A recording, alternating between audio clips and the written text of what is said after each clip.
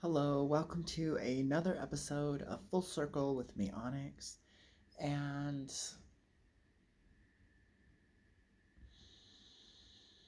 hmm,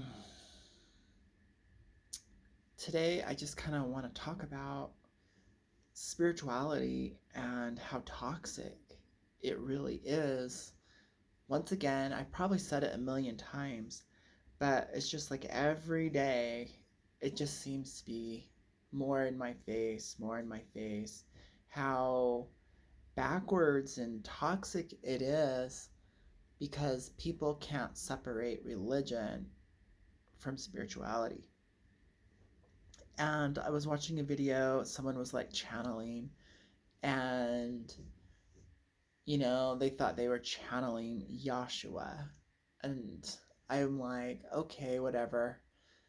And then it just reminded me of another lady who was channeling, and her daughter died and she thought she was receiving guidance and blah blah blah. It's like there's a lot of like older people who come from a different generational mindset, and they're channeling their own archetypes, I assume, or they're just greedy, want money, and they just want to take advantage of people. And anyone and everyone is always channeling. It's just, what are you channeling? Are you channeling your emotions? Like, you can literally channel, like when you have a blow up, you're like, what you're doing is you're opening up a floodgate of pent up emotions, and you're letting it out, and you're acting it out, and you're in it, and you're experiencing it, and you might even do actions to validate how you're feeling, and you might have a story and a script, and you're channeling your emotions, and you got good at that, and maybe you got something for it. Maybe people got out of your way, you expressed yourself, and it released a pressure. So it had an objective, and it worked. And then you said, when I get angry, this is how I am, this is how my personality is. I hold it in, then I explode, but it's all justified, and yay, I got my ice cream. And then you say, this is just part of my personality, other people will have to deal with it. That's an example of channeling a way of working with emotional energy, and but you've been channeling it in for so long, it's natural. You've owned it. You've made it a part of your identity, a part of your psychology, part of your character slash ego. And you don't think about it anymore. You just do it. So another thing, it could be like one of your talents. You might be, let's say, an athlete, um, and you pick your particular sport. You don't kind of realize you might have had a natural ability for it, channeling running. But then you really took it on as a life path. You got trophies, you enjoyed the exhilaration, what it did to your body, you enjoyed the transformation, the training, and everything else that comes with it. And it's serving you in life, your ability to channel running. So much so that you maybe even identified with it. You go, you know what? I am a runner. And when I run, it releases stress, it helps me focus, I do better at work. So it's serving me. So you could also say there's negative things you're channeling: drugs, alcohol, binge watching Netflix. That's a good one. Just turning your brain off and zoning. Uh, so a lot of our coping mechanisms are negative ways of dealing with stress. You're channeling that. So when you realize that, whoa, you mean probably my whole entire, most of my identity has just been a selection, a limited selection, and I just alternate between these 5 or 6 channels. I channel my anger, I channel my running, I channel my Netflix binge watching, and I go to work. And I eat my food and I do those bodily functions. And I'm just spinning around on a very limited color palette of like 6 colors. And you've owned it, and that's your personality. And so when someone has like a psychological break due to stress, they might call that a spiritual awakening. And what happens is they add in a new color, they add in a new slot to channel. And within psychology, there's archetypes. These archetypes are basic patterns that weave the fabric of human consciousness that we collectively share, and certain cultures will focus in on a few, certain religions will focus in on a few, and that's how it is. And you can actually pick up one of those color swatches, one of those. So let's say we have like so like when you're a kid and you're playing with watercolors, and there's a condensed cake of color, and you usually will get your primary, some secondaries, a black and a white, and that's your little basic palette. When someone has a spiritual awakening, they add a different color that didn't exist, like purple. Sometimes you don't get a purple in your basic watercolor palette, and they're like, whoa. And it's new and it's fresh, and they really identify with it. So they might think, I'm Cleopatra. That's a good one. We'll use that one. It's kind of safe. Not everyone's going to get triggered because I didn't use Jesus Christ or Buddha or something else. So Cleopatra, they're like, and they literally think they're having a past life regression, and they go, in a past life, I was Cleopatra and I killed myself. Where are they getting that information? From the collective memory, the collective data bank. Some people would like to call the Akashic Records. That may not actually be the Akashic Records. It could just be part of the collective. But you can channel fictional characters.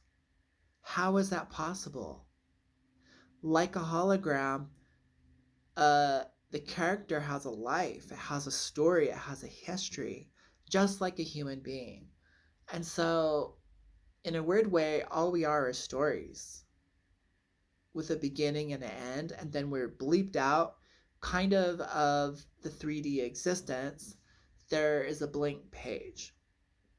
And the creative force dreams up a new character down the dimensions, and literally there is literally a script of your life, past, present, future, all the way down. Some people don't like that, to know that it's been your whole life is a script. They go, but what about freedom of choice? And like some religions get really into that, and it's like, well, didn't you choose to write the story? Unfortunately, you now have to live it out. But we also didn't say that story is linear. That story is like a choose your own adventure book, where you get 3 options here, and then you have to turn to chapter 32, or you have to turn to chapter 16. And so you don't realize you're the author of your own fate. So and there's a few different versions of outcomes, but then it all fits within the context of the major book. And in the end, there's usually 1 or 2 scenarios at the end of the book, how the character finishes off. So anyways, so there is a lot of kind of big ideas. So you could be channeling a fictional character, a god form, an archangel, and they come with real bits of information that you could use to your life But then on another level, they're completely impractical. So, a good example, let's say you're channeling Zeus, a great Olympian god who was generated out of, I would assume, the Greek culture, um, who also has a planetary correspondence that makes it kind of universal, the planet Jupiter. And it's large and it's big and it's jovial, and it was a young it was it was there's a story to go with it. He was raised by Pan. He's the youngest brother of the Olympians. He ends up kind of becoming the king, kind of ruling over his older brothers and sisters. And so you might be in your so that door might open up for you, and you literally might be a younger brother. Like, how it's a pretty classic story. The baby of the family gets favored, and because of that favoring, they do well, and so they might end up very prosperous, and the parents are super proud. And then that younger brother or sister, in a weird way, is like the golden child and kind of blesses with wisdom and abundance some of the other brothers and sisters who went through hardships so that's a possibility. Another golden child is Apollo, the sun god. That child absorbs a lot of happiness. So we see astrological planetary patterns follow archetypal scripts, and the myth and stories also follow this and align to it. So in life, there's only so many possibilities, you know, and out of those possibilities, out of those big streams, or I should say big rivers, like it narrows down to a few streams. And so out of all quantum possibilities, the ocean, we get about 5 different streams of what could possibly happen. Are you the middle child? Are you the oldest child? Are you the youngest child? And, however that is. And so these are the archetypal patterns. So a lot of people can have a psychological break. It could be due to stress, death of a loved one, uh, a car accident. It could also be a lot of programming. Say they join a religious cult or a religion, and religion can force a psychological break. Your reality versus a spiritual reality that they're showing you, religious reality, I should say.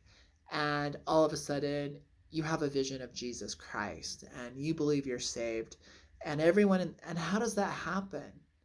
Well, you are in your everyday life doing your everyday everything, and then you join this religion, and suddenly it's like you're in a new movie, and all the characters are having this different experience. It's so mind altering that it literally, you have a psychological break. And because everyone else is thinking this and saying it, you're getting the script, you're getting the images, monkey see, monkey do, mirror neurons fire, and you pick up the collective energy of that group. It's literally a thought form. It's a collective bubble that's being created and controlled by leaders. If they're conscious, they're controlling the bubble. And within that group, let's say they're all they have this crazy um let's say for some reason they've all decided Zeus. This is just a good one. We'll just stick with Zeus. They decide Zeus is their new god. Zeus is a real person and he walks on the earth. And Zeus is a money, love giving deity. And everyone's wearing purple turbans. And they all have a gold coin with Zeus's lightning bolt on it. And your girlfriend or boyfriend asks you to join this cult and you join it. You're in it, but you don't really know.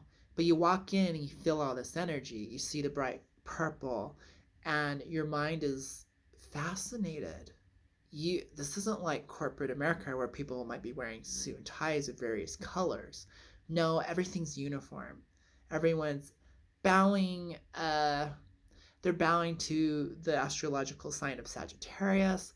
They're saying some weird script every morning, 3 times a day, and there's lots of food, lots of party. Hey, there's gorgeous people there, and what do you know? It's a polyamorous group. They're playing great music.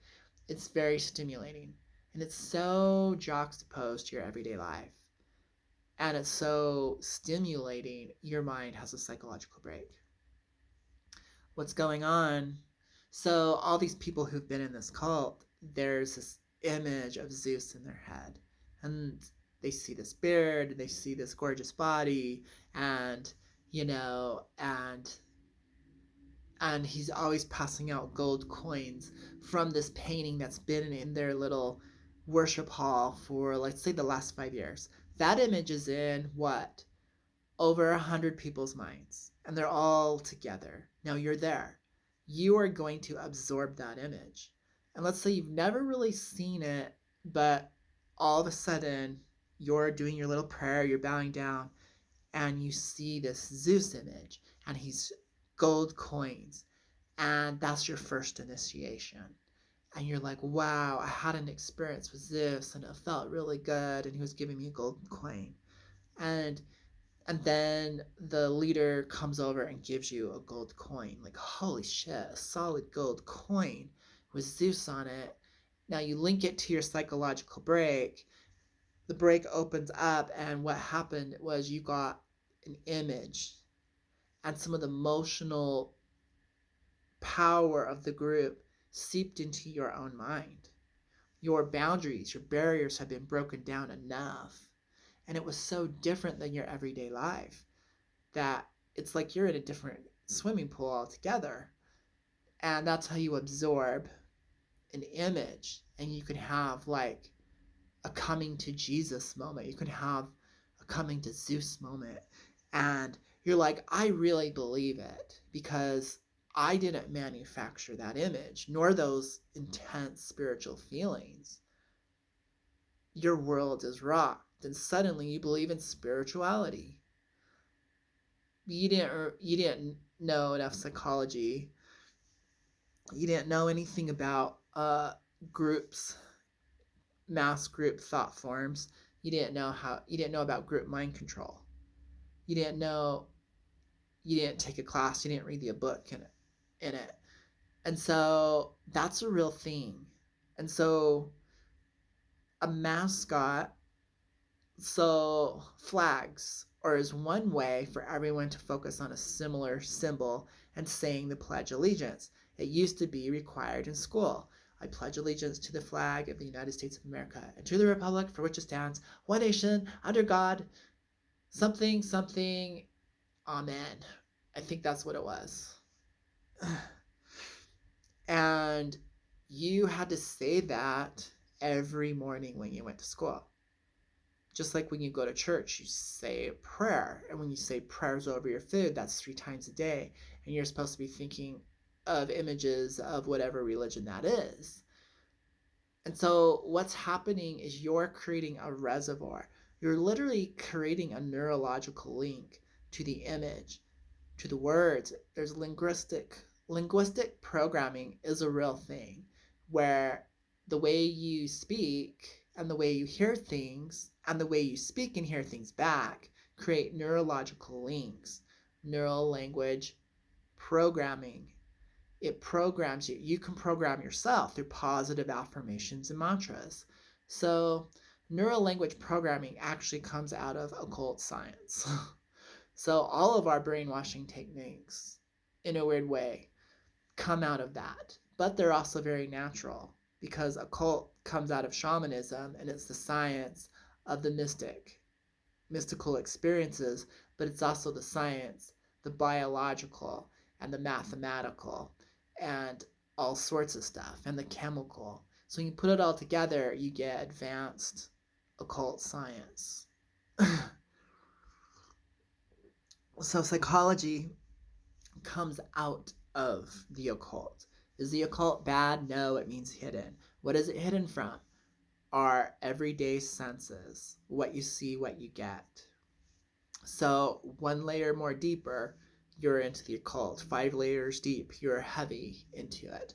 So, we don't really see we don't see the cells in our body with our physical eyes. We put it under a microscope, now you can see it. We don't see the stars very clearly or at all. We get a telescope and then we see. So the distant stars and planets are occult knowledge. Deep within our body, the cells, the neurons, on all those processes are occult knowledge. And so anything hidden is occult, not cult. So for some reason, anytime anyone wants to deviate from the what you see, what you get 3D world, surface world, we lump it into religion. We lump it into cult. We lump it into spiritual. But spiritual, it always seems to get stuck in religious madness, religion. And usually there's money involved. So if you start seeing dollar signs on participants, if you start seeing groups of people doing self help, so life coaching, anything can then become a religion, you know? And religion usually has money, and for positive and negative reasons. So you have to be able to see the positive and the negative. In order for a religion to continue, in order for them to have a little place to worship, they need some financial backing. In order to do that, you need a congregation. So usually if you have a leader that is approximating a deity, then you can run a little religion. Cults do the exact same thing. So prophets, seers, mystics can start financially supporting themselves by following the same religious format. Mystery schools, magical schools, hidden knowledge schools, yoga schools, laying out of hands schools, and we might change the name to university, we might change the name to corporation, we might change it to agency. So you see how you can kind of just change the name of things, but there's always a figure. I'm now the teacher, this is the blackboard, here's a book, I'm now the preacher, here's the choir, and here's your book. Say your prayers, answer true or false. I'm the doctor, here's my diplomas and degrees, backed up by a university, now take your medication. Do you see how? So, really, this is kind of about like open your eyes that you can consider university, our educational system, is a prescription. It's systematic and it's designed to take you a certain direction. Anything, and is that good or bad? No, it's not either way. It has a function. So our governments, they're going a certain direction. Do you know where they're going? The school system obviously will be supporting the government system and the corporation system. We all work. So is it a big mass agenda? No. But this is the current mainstream of where we're going. And if you deviate from it, people want to call it spiritual or crazy or dark, occult, witchcraft. You're just not in the mainstream. You're kind of on the edge. You might be getting out of the stream and walking on land now. Or so you might not be in the same current, but it might be still following the same format. So it's like if there's a teacher, you might as well call it a preacher. And you might as well then also call it a guru, and then you might as well also call it a president, and you might as well call that same person a doctor. Switch the titles around, switch the uniforms around, and you might be still stuck in the same format. We gather in a little classroom, I give you a little pamphlet, you pay $150 or $500 or $1,000, and here's your energy, mystical attunement passed down from some people in another country. And yeah, 25,000 years old, we're a secret society, we've been going. Or, same thing, get into another room, and this time so you see the same pattern. And so this is just a pattern, it's a template, it's a way of educating or brainwashing. You decide. It doesn't matter. You all choose into it. I'm just saying, so what was the point of this whole video? Right? It's actually to gain new knowledge, you might have to do things a different way.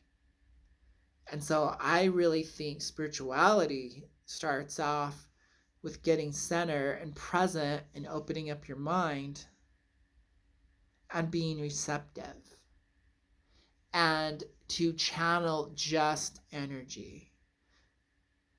And energy is actually the experience of you in the moment. You all of a sudden start feeling your neurons. You start feeling your blood. You start feeling the aliveness in your body that you've been so disconnected to. And then the more you focus on it, the more it like activates or you become aware of it. So just being present here and now, and then not trying and not worrying about information, you're going to get a different kind of knowledge. And we call that experiential knowledge.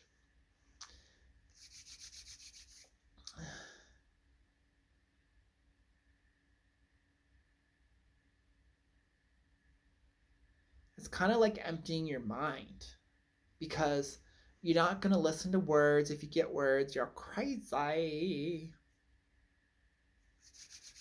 You're not going to get visions because you're crazy. Spirits aren't going to be touching you. Aliens aren't going to be happening because that's crazy. Get the point? Because that's not what this exercise is about. This exercise is about just feeling you in your body. Nothing crazy about saying, you know what, I just want to feel my body. I want to feel the earth. I want to feel this present moment. That might seem very spiritual, very radical, you might have a religious moment. You might have a spontaneous healing. The driver is back in the driver's seat. Thank God no one else is driving your car, like your teacher, your preacher, your authority figure, your mom, your dad, your friends. Everyone's so used to letting someone else drive their vehicle. It's time for you to get back in the driver's seat. And you haven't been in it for so long. You've been in the passenger seat, you've been in the back seat, you've been enjoying the scenery, looking out the window, called your life going by. So now it might take a little practice for you to find how to relearn what it feels like, your steering wheel, to rehear what the engine feels like from this new position, the shift stick, get good at driving your own vehicle, feeling your own energy, moving your own body with your own willpower, and choosing a destination, looking at the map and being the navigator. Empower yourself. That will put you so far ahead. Now you can go off-road and find a new undiscovered country and see with your eyes. That's awakening. That's a spiritual experience. It's that simple. Could you imagine if everyone was in control of their own body vehicle? Wow.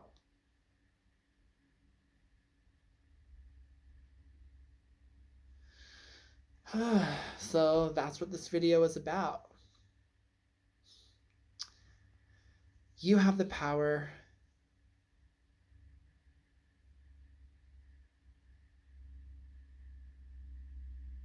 master your own energy, master your body, and it's that simple. Get present and feel.